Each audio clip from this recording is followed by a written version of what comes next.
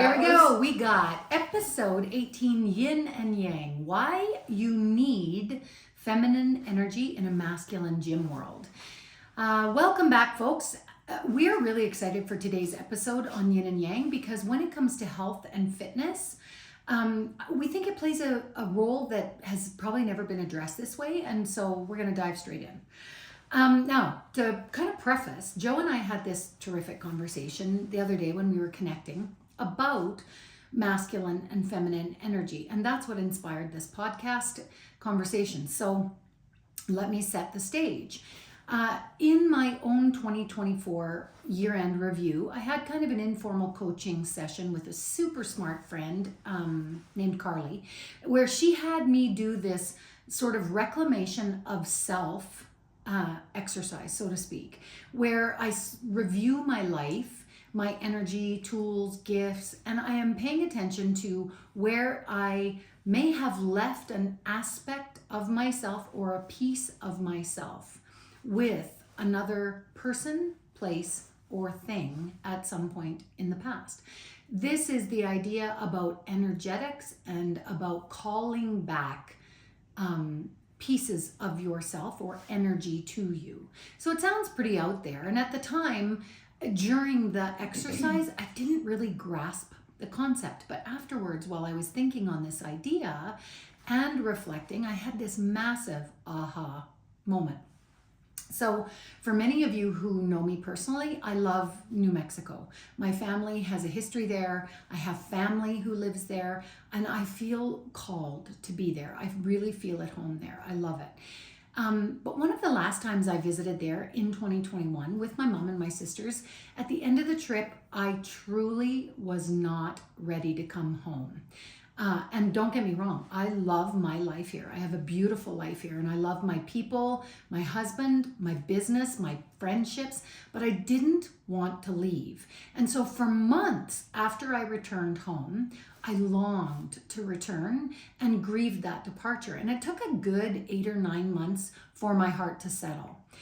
Now, in the reclamation exercise, I had this aha that I had left a piece of myself there, maybe a soul piece or an energetic piece, but it was a soft piece. It was a part of my heart, and I would label that as feminine energy. And so the really cool thing is just that awareness and recognition and the intention of calling myself back to myself was really meaningful to me and re-energizing. I felt an actual shift, and it was the return of yin, this feminine energy, back to myself. And I felt it like a puzzle piece being put back into place, making me whole again.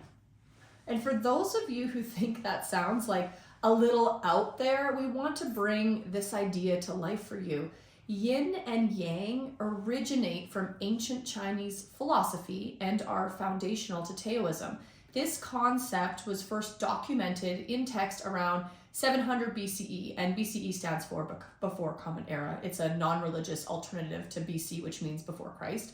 So yin, top of it, represents the feminine, the dark, the more passive and even more receptive energy, while Yang embodies the masculine, the bright, the active, loud energy. Mm-hmm. Think of yin and yang as the ultimate dynamic duo of energy vibes. Like together, they symbolize the duality of nature. They're not opposites like enemies, they're more like peanut butter and jelly, like fire and ice, or Thelma and Louise. So let's just break them down. Yin energy. This is your chill, Netflix and sweatpants, candlelit bath kind of vibe. Yin is about stillness, not silliness, softness and introspection. It's cool, it's calming, and it's really nourishing, like a big cozy hug for your nervous system. In people, men with yin energy might be the grounded, introspective guys who are great listeners. They have calm confidence and a vibe like they'd rather meditate than shout at the TV during a hockey game. Women with yin energy, they exude nurturing vibes. They're intuitive, creative, and probably the ones you'll call when your life feels like a hot fucking mess and you need someone to just get it out. So Yang energy now, the opposite side of the spectrum, this is your go-getter, like Red Bull, Beyonce's Who Run the World anthem kind of energy. Yang is bold, it's dynamic, it's action-oriented, it's the spark that gets things moving, like a dance party for your soul. In people, men with Yang energy, they're the classic alpha male types, driven, they're ambitious, they're loud, they're the let's fix this problem type of guys who thrive on action and results. And women with Yang energy are boss babes. They're fiery, they're ambitious, they're independent, they're crushing their deadlines, they're crushing their workouts, while still finding time to call you out on your bullshit. So yin and yang in harmony, it's actually like magic that happens when you balance the two. So if you have too much yin energy, you can feel stuck or overly passive. Maybe you feel like a bit of a doormat. Maybe you feel disconnected from yourself or from others because you're giving too much of yourself in the care of others and not yourself. But if you have too much yang energy, or yang, I suppose they call it, we're Canadian. We're Canadian. We're Albertan, so it's yang. You're headed for burnout city because you're pushing too hard nonstop without stopping to breathe. And the balance and duality is very much representative in many things, like yin is nighttime and yang or yang is the day. Yin is the moon, yang is the sun. It's the pause and the play. It's white and black, right? You need both for life to feel good. It's balance. Now, Joe and I both have a lot of yang energy. Like we're commanding and determined and bossy and in charge. We might have a lot of what I call push energy. We're loud. Some could say we're abrasive or brash at times. And it's actually a very masculine energy for a woman. Joe, how do you recognize the power of your yang? The power of my yang allows me to command a room of people. I can public speak. I can get things done. I don't need anyone. Like Kim always, she kind of teases me, but she knows I don't like to ask for help because I can do everything myself. I'm independent. When it comes to fixing a washing machine, a dryer, like I'm going to try and tackle it and just see what I can come out with. And I think that is a huge, powerful thing that it leads into the confidence of my abilities to just, if I put my mind to it, I can fucking get it done. Mm-hmm. Yeah, simple. So yang for me is determined.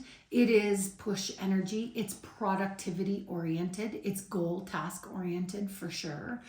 But where I've also noticed it in my life is that, and it really became apparent after I kind of had this reclamation exercise, calling my yin back to myself, was yang energy for me shows up even in my relationships with my husband. Like he loves me for who I am, but I can be pretty bossy and controlling. And that even a great example of this is that I have to tell him how to drive somewhere. You know what I mean? Like not how to drive, but like take this way, or I'm annoyed if he doesn't go that direction. Like that is yang energy. And you know, I don't think there's anything bad of it necessarily. Like it's not a problem until it's a problem for relationship communication, or in the case that we want to talk about it when it comes to the gym and your nutrition and fitness, it's a problem to always push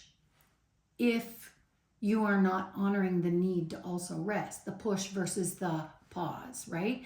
And so Joe and I think that there's a lot of value in beginning to apply this concept to training as well as lifestyle habits. It's pretty typical to look around and find all yang in fitness, all yang in the gym. Like, let's sum it up in a few terms.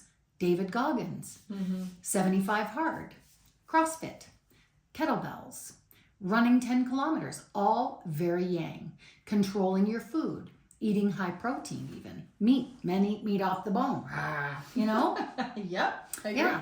So the whole get it and discipline harder, no fucking whiners allowed, is all very, very masculine, all very yang. And there is a place for it. But it would make sense that at some time you tap out, or that mentality drives a lack of balance or even possibly injury. So, Joe, tell me your personal story with yin and yang. How have these energies shaped and supported your life as an athlete and even as a professional? So, it does start far back. I was put as a dancer, and I was put into Christmas dresses, a brand new Christmas dress every year. But I was the kid who wanted to go climb the trees and make tree forts and push my brother out the window. I didn't want to have anything to do with looking pretty. Where I noticed some of my other cousins, because we were all raised together, some of my cousins, they were so much more feminine than I was, or as you would say, they were girly girls. I was never a girly girl. I knew that inside. And then that led me to leave kind of dance, realizing that first, if my last solo I did in grade 8 was to Mortal Kombat, dun, dun, dun, dun, dun, dun, dun, going crazy, and feet not even flexed, or pointed, they were just flexed. I was like, okay, why didn't I get put in hockey or something? I just always felt like I didn't belong in that very feminine world. Plus, I'm raised by a woman who's raised by a very hard cowboy, a very high achieving and very successful person in Alberta. So there was a lot of drive, ambition, and entrepreneurialism in my family. And that was also put down onto me, the competitive spirit, you could say, which girls have competitive spirit in a different way than men do, but I had the male competitive spirit. So that led into sports. And with sports, I found that you are pushed and you are thrown in the mud, and every time you feel like you found your line of the effort and drive that you thought you had in you, you are always asked and pushed across that line. And I was always growing, essentially. That's what it was, is I was always growing in my drive to see how far I could go, and if I really dug in, how far could they see me work harder? Aren't you looking at me, coach? See, I'm the fastest one at the lines. I always was trying to push myself that way. And I found that energy carried over into professionalism. I was always like, how can I be the best front desk receptionist at Flint Oilfield Hauling? I will answer the phones perfectly. I'm delivering everyone's copies. I know everybody's names. I fucking was the best receptionist. I had everything figured out. And that led to promotion. Boom. Oh, she's doing accounts payroll. Now she's doing a receivable. Oh, she's doing everything now in the office. Because I just had such drive. So I think that masculine energy, no matter what it was, it took me in there. But now let's talk about the yin, because that is what I need to work on. And I even took But why do you say that? Why do you say you need to work on the yin? Because I feel that I have such a resistance against needing to have all the prettiest clothes and having to have my makeup on. There's days I look in the mirror and I'm like, I don't want to fucking put on a full face of makeup. I'm not having it. I just want to put on maybe some mascara because my eyelashes are blonde and I gotta look like I have a face. But other than that, I'm like, I just want to go and do my things and not have to worry about being so feminine. But I know that when I do get feminine energy and I am more calm and I am allowing my husband to be in his full masculine capacity and I am more motherly to my kids, there's so much more. Is receptivity a word? Everyone's more receptive in my house with that energy because it's a house of men. And I'm like, you're not one of the dudes. I'm like the big dick swinging in the house. You know what I mean? I'm the one in the house who's running the show. This, that, we're doing this, that. And I noticed when I pull myself back and I let my husband be the man, and I let when you let the husband swing the big dick. Yeah, when you can swing his dick and I just don't swing my dick.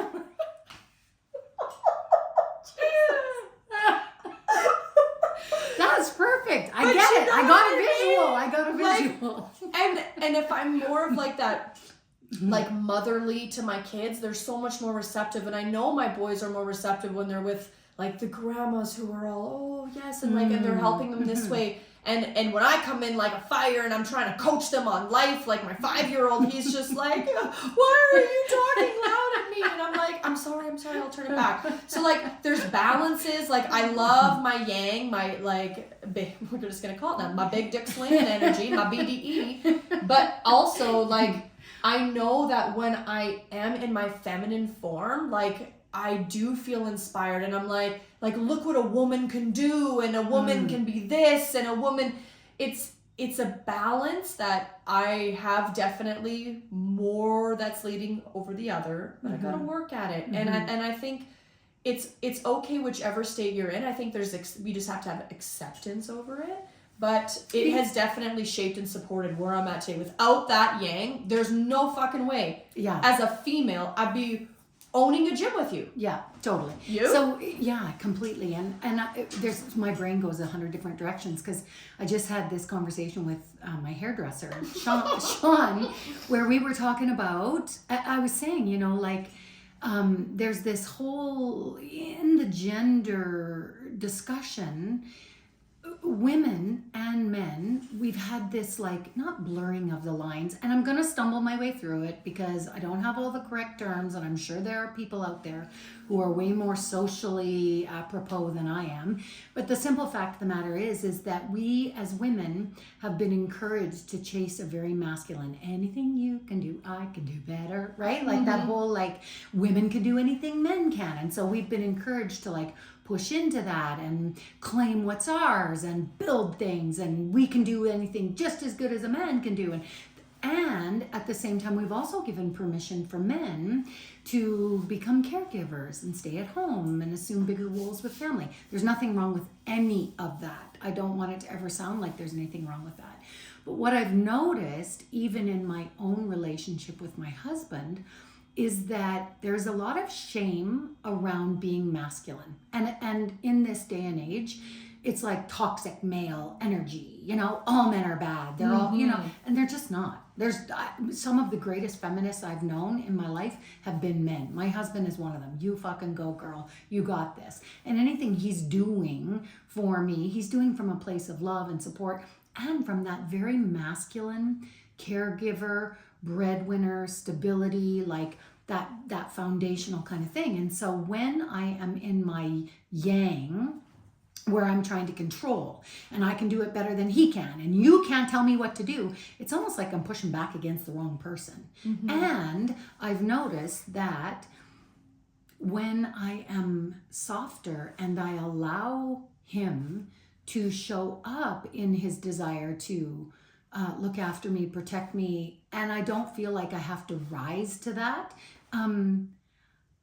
he steps into a fuller version of himself as well, you know, and that's a beautiful place to be. We both win, you know, because he allows me to be whatever version of myself I want to be, and I allow him to show up in a good version of himself. So that's kind of like, personally, that's kind of where my brain goes.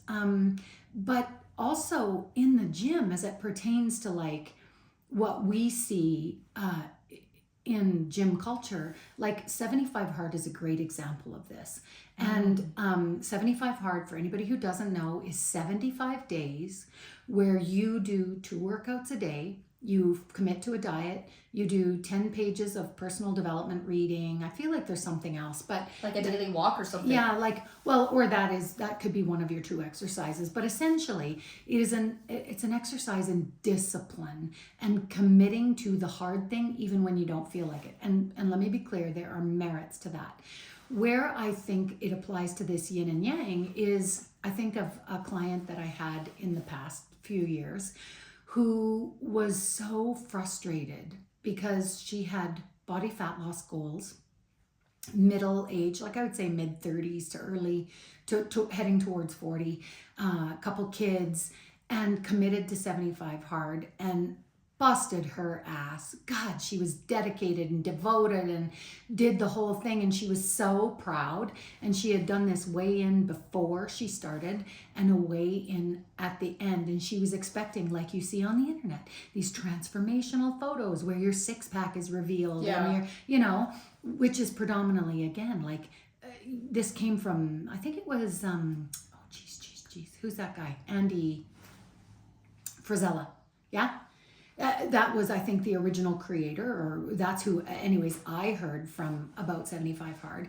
But it's again in this very masculine energy, right? So she did it, she weighed in before, she weighed in and after, and she was devastated because when she took her before photos and her after photos and the before weigh-in and the after weigh-in, at the end of it, she'd given 75 days of her all out, feeling like she should have some massive Transformation. win, and she came out of it 6 pounds heavier and fucking burnt out, you know. And it's this idea of, especially women, in our ability to create and hold softness and be nurturers and be healing and hold the stress of a busy life and busy families. And you know, sometimes I think that whole high intensity interval training, now I need to add another thing, now I need to restrict my food, and I need to get up before the whole family so I can read my personal development. There's room for that,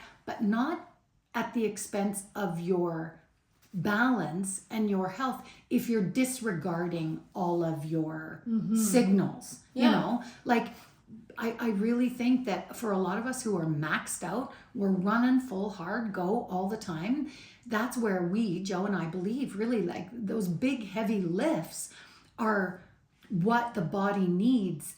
And we also need good, solid, grounding food and time in nature and sunshine and some yin yoga to stretch out the tissues and foam rolling. And like, it's all of it. You cannot continue to push and push and push and not at some point see some sort of backfire. I just don't think it's possible. Your example was basically of someone who was hardcore disciplined. Like, that's where someone could crash and burn. But an example of someone who is full on zen and potentially could crash and burn. I don't know if this is going to equate and correlate to what we were talking about, but I'm going to use my 94-year-old Gammy as an example. Sure. She has her entire life, she's been a homemaker, right? And my papa would always go to work, and she had 5 kids to raise, so she was busy during that time. And then they traveled a whole bunch and they wintered and stuff. But basically her schedule for 50 years was cook my papa breakfast and then go read and sit in a couch. And then cook him lunch and then go read or watch TV and sit in a couch. And once the kids were gone. Oh yeah, so yeah. And then maybe make dinner or maybe bake and then go sit in the couch and hang out. So it was a lot of I'm resting now, like, because I don't think she doesn't like loud noises. I don't think anyone really does, but it got really busy. You could tell she gets a little anxious when everybody running around the house. She'd love it, but I'm sure it was a lot. It was a lot. I mean, she had to cook for everybody. There'd be like 30 freaking people there. But like, at the same time, her life has always been about, I'm taking the easy route. And I remember she gave me shit when I was pregnant with my second kid, because my Uncle Blair needed to get his what are those, scooter. Like, my papa needed to get his scooter out of the back of a van, and I, pregnant, full-on trainer, one-armed this fucking thing right out, and she gave me, you're pregnant and you're not supposed to do anything, and la la la, and with love obviously. But I look at her now, and her body, she is a prisoner of her body. And I mean, she's 94 years old, she's living an amazing life, but she's had many physical ailments that have harbored her to be able to just get up and do regular things. You know what I'm saying? So I think sometimes when we take things too easy for 50 years without actually getting some yang in there, where you built muscle in a fitness thing, you can... It's just testimony to the balance. Yes. Right? And here's the thing, is that we're kind of talking about a few things in that situation. Primarily, it's generational beliefs and values. That was just the way that it was done there. And so, and it was also gender roles, right? As a woman, you don't need to do that. You know, that's essentially, women, when you're pregnant, that was when you used to stay in the hospital for a week after you gave birth, you know, like, so there is some of that as well. But I understand what you're saying, where you're saying you can't always be in the yin either, right? And we also see that people who like sit at a desk job all day long and come home and then sit on the couch all evening long and then crawl into bed, and they never challenge themselves to grow, or they never challenge themselves to like communicate how they really feel.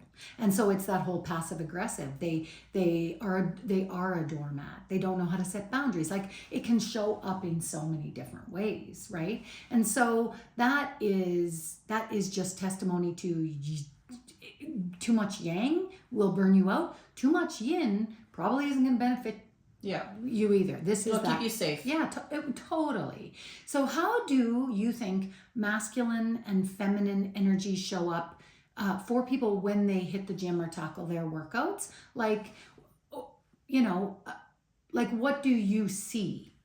So on the floor, what do I see? Someone who is super yang is gonna push the lift, and their mobility sucks.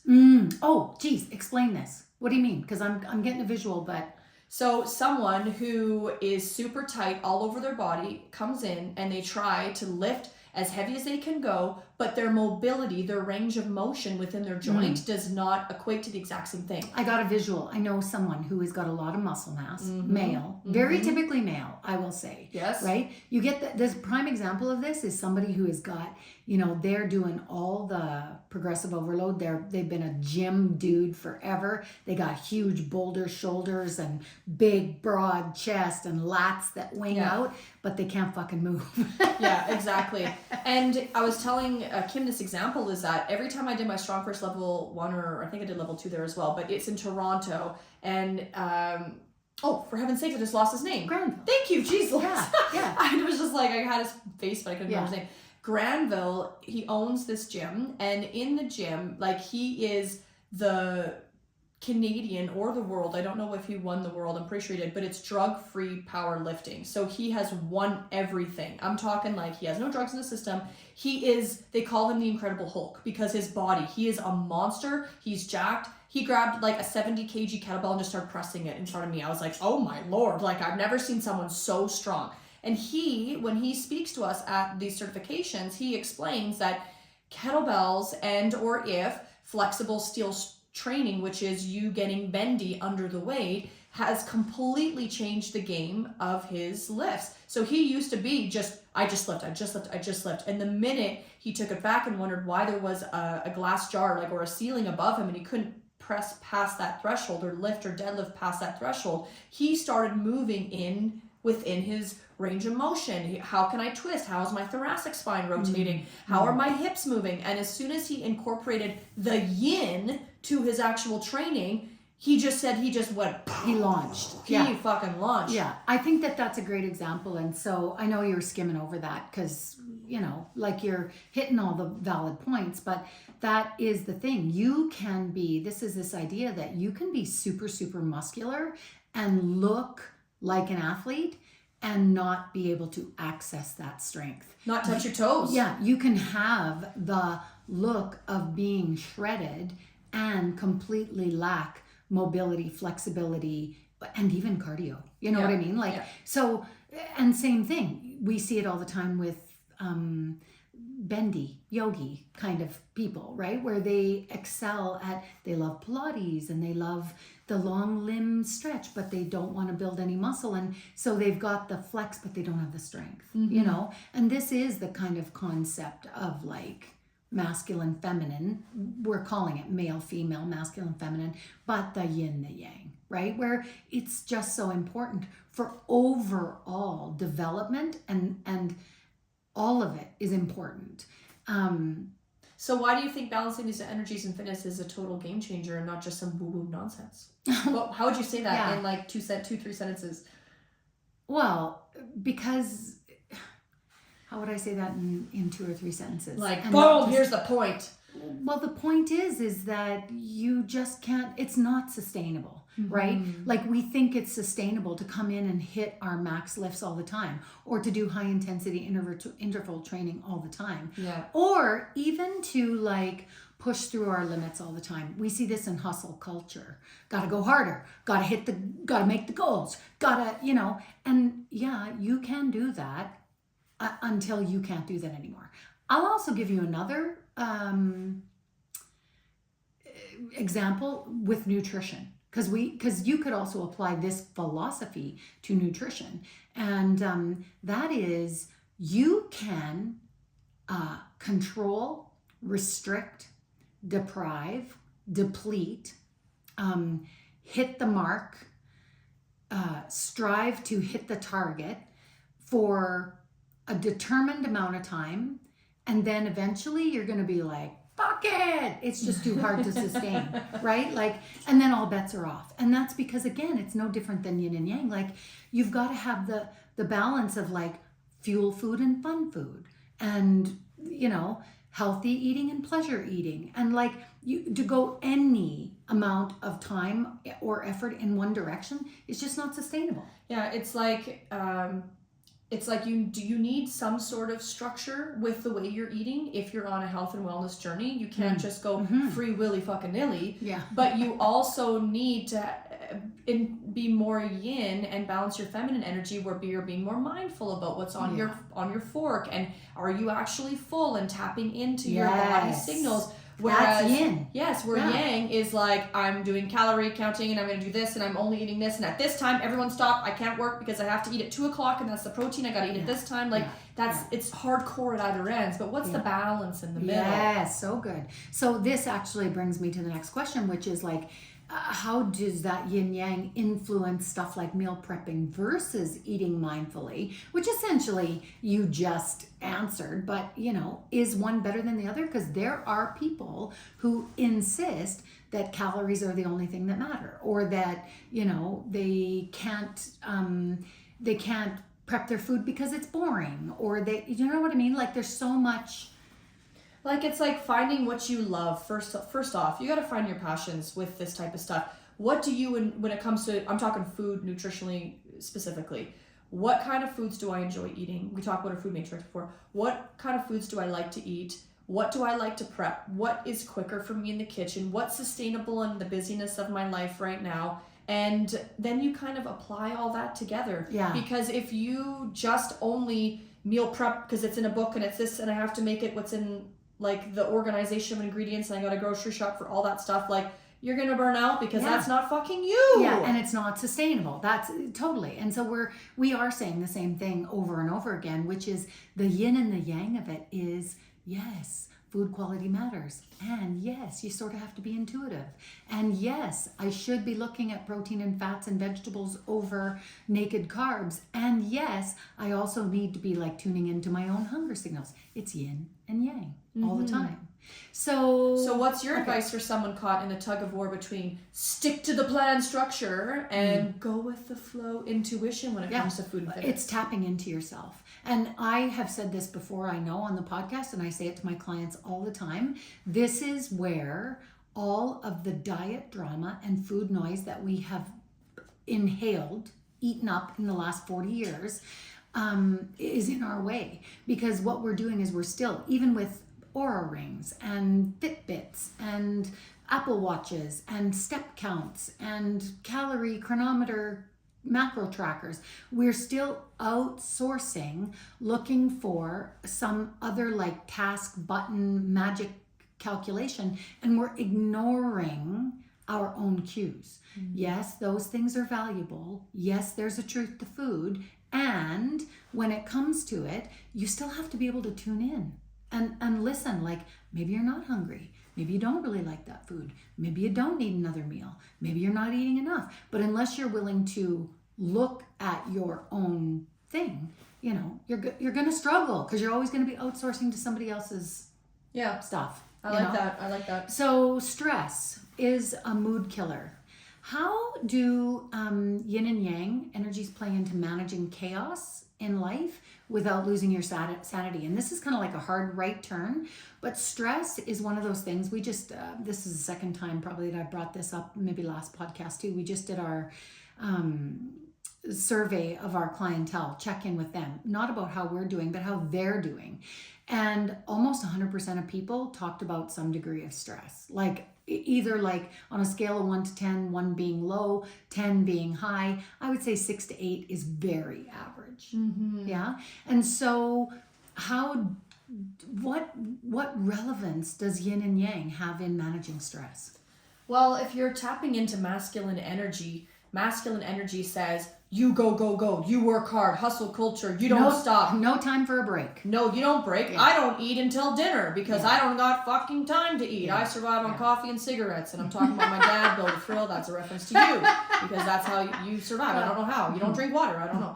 But anyways, like, and then you think about feminine energy, and it's kind of like, oh, I don't put myself out there. I'm not as loud, and I'm just gonna kind of hang out or whatever. Like, they're just two different things. And when I think about stress, and me and you personally being more on the masculine side of it, is that we have to plan ahead to make sure we're taking care of us in our own self-care, meaning booking massages, making sure we go get a pedicure, or if we need to, or I'm gonna get a what are these called on your face? I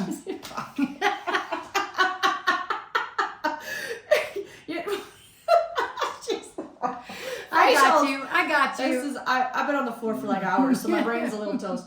But like, it's also learning that if I don't plan ahead for any of those breaks, or if I don't in my brain say, this weekend make sure you do your puzzle on the kitchen table and you just relax, and if I don't think about that, I'll clean the whole house and then the whole day will be gone, and I'm into the next day, and I'll just carry on over. So like, when I think about stress, like, how can it play into it and what could be some advice? It's that we have to be aware of what we're doing with the busyness of our schedules. We have to be aware of how our boundaries are as well. And there is a point for masculine energy when you do need to push, and you just gotta fucking grind and get it done. Like starting a business. We just had to fucking grind and get it done with those months. So we just had to do it. Like keeping up with your work commitments, your sales quotas, your to-do lists, your kids' hockey schedule. Like, all of that requires the energy of get it done.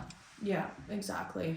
What about so where I was going with that, you were talking about you have to make time to plan in, time to de-stress, and I think that this is also very typical for the stage you are at in your life. Yeah. You know, I do a really, really good job of both. Like, but I don't have two little people hanging on me, asking me, needing things, having a schedule. Wipe my butt, please. But and so that allows me to make room for that in my life. That said, I know lots of women who are in the same phase of their life who are sitting totally in yin energy and are not accessing the power of that, agency to change or do or move forward in a way that they want in their life. That empowerment and the commitment and the discipline. They're like, I'm okay. It's enough. This is I'm kind of hanging, and that's totally fine. But it's value system. It's also age and stage. There's a lot that goes into it. So, like, what are some of the badass practical ways people can mix yin and yang into their fitness and wellness routines? Well, with any fitness journey, you need to have three components, and you need to have strength training, resistance training. You need to have cardiovascular training within your week, and you also need to have flexibility. And flexibility could be mobility, could be yoga, it could be you foam rolling, it could be you stretching in bed before you go to bed. I don't know, like watching your favorite show. But that is really the yin and the yang, like masculine, feminine, is you need to have all three of those in there. And cardio could be you going for a nice walk in the trees. It doesn't have to be you pounding the pavement at 5K right off the bat. I think we have such a preconceived notion of what cardio is supposed to be like, and it doesn't have to be like that. As long as you get your heart rate up and you're sweating, you're good. But I also think there is a time when you are on the floor, you need to know when you need to push and when you need to pull back. Listen to your body. Be more mindful of it. That's your yin. Is something hurting? Is something aching? Kim almost fallen off her chair because she threw her arm the wrong way to put her phone on a couch before we started the podcast. Like, when do we pull back our training routine, and when do we know we need to push? And we had a whole podcast on that. But you have to blend the hard lifts with the stretching, taking care of yourself, the physiotherapy, the chiropractor appointments. You have to do it all, or else your body will pay the price years to come. Yeah, that's right. And you don't want to interrupt that progress. And so, Joe, you bring up with my arm a really good example. So whether this is soft tissue injuries with menopause, whether this is I've just pissed off my neck trap rotator and that's what this is. It'll be 5 months, January 19th. Like I have been in it. I've spent over $1,000, $1,500 probably on massage, physio, regular. I've had IMS, I've had deep tissue massage. I am doing all the things. I'm foam rolling, I'm rolling on the ball. And the last kind of step was just at Christmas because I asked for mini rebound. You saw my Kangoo boots if you watch any of the social. Because I needed something that would, I'm not a runner and I already walk a lot. And so I needed something that would keep me interested, engaged, committed, but that I could rest that arm because I'm getting enough mobility slash strength. It's not even strength training, but I'm moving my arm when I'm coaching. When I'm on the floor and I'm demoing, I'm doing cleans and pivot swings and I'm working within the bounds, the limits of that shoulder. I'm still doing what I can. And I also have to recognize the fact that the yin is, I've been pushing for 2 years doing the yang with progressive overload, tracking my training, pushing quite hard. I went through a whole series of like pull-ups and push-ups and banded push-ups and presses and sumo deadlifts and like all these things where I was accessing power. And now it might piss me off, but if I can bring my head around to it, this is the stage where I have to honor the truth of the limit of my body. And my body is very clearly saying, it ain't gonna fucking happen. And so what else am I willing to do? What else can I do? For a lot of people, that unfortunately makes them go, well, I just need to like quit going to the gym. No, because part of what you need to do is like, just switch it up. Yeah. Lean on your coach. Ask for modifications. Do the things that you know you can do. Suck up the energy of the environment. Be with your people. Remain consistent. And respect the bounds of your body. Like there's so many ways to do it. So for our listeners ready to dive into this whole thing, what's one thing they can do right now to start balancing their energies without actually overthinking it? Make a plan for it. I always say 1 time a week, like 1 time a week, especially for my high stress people, 1 time a week, you should be doing an oxytocin producing exercise, spending time with your pets, going to yin yoga, getting in a sauna somewhere, having a nap, like something, meditation, if that's your thing, prayer, if that's your thing, I don't know. But like 1 time a week, you just need to start to balance out the yang. If you're a yin person, if you're having trouble getting motivated, if you don't like to exercise, if you're not moving enough, if you're not moving at all, you just need to plan 1 time a week where you're willing to push into that yang energy, where you're willing to like, move your body, push a little harder, build some muscle, go for a walk, get out of your comfort zone, follow through with discipline, consistency, right? So that's what I say. Yeah, and tuning in and being honest with ourselves is really where the gold is going to be. You can't yin all day, every day, like being soft, relaxed, easy, sensual, and tender. It's not going to work in your favor. Mm-hmm. This is the balance of the two. Thelma and Louise, you need both because it's an inside job. It is always an inside job. All right, friends, we got to go. Thanks for being here. Yeah, thank you. Yeah, share this episode with someone who might love it and leave a comment for us. We'll get back to you. See you next time. Bye. Bye. Good one, Jolie. Yeah. At the end, we totally both went like this. Bye.